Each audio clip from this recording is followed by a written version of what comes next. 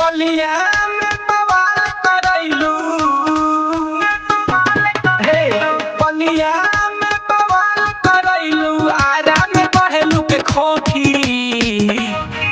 अब का करबू ए बूची जब छपरा जिला ठोकी धक्का धक लइका होखी जब छपरा जिला ठोकी धक्का धक लइका होखी जब छपरा जिला ठोकी धक्का धक लइका होखी बलिया में बवाल करैलू हे बलिया में बवाल करैलू आरा में कहेलू के खोखी बर्दाश्त कर ए बूची जब छपरा जिला ठोकी धक्का धक लइका होखी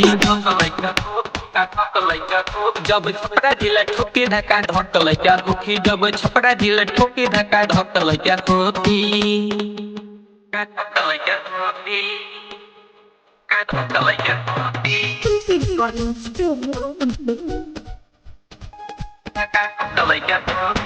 छपरा जिला के लइका ये बूची मारती है समोहर हो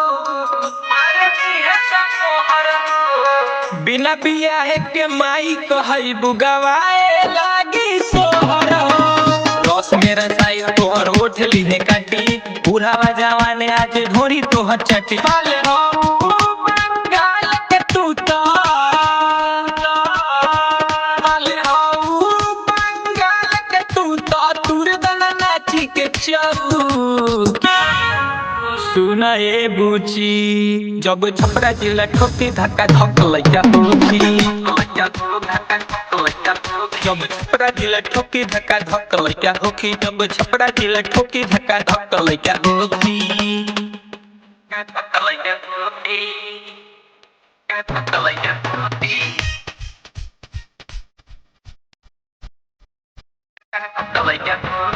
सब जिला से हमर जिला हवे सबसे शान हो ढेरे बोलबू सुन करे जा ले ली है सजान हो चढ़ली जवानी तोहर करे पानी पानी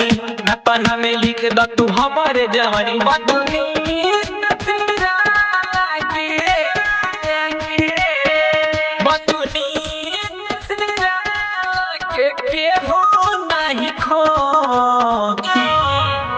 बुझलू ए सुगी जब छपरा जिला ठोकी धक्का धक लइका होखी जब छपरा जिला ठोकी धक्का धक लइका होखी जब छपरा जिला ठोकी धक्का धक लइका होखी कहाँ बुझले।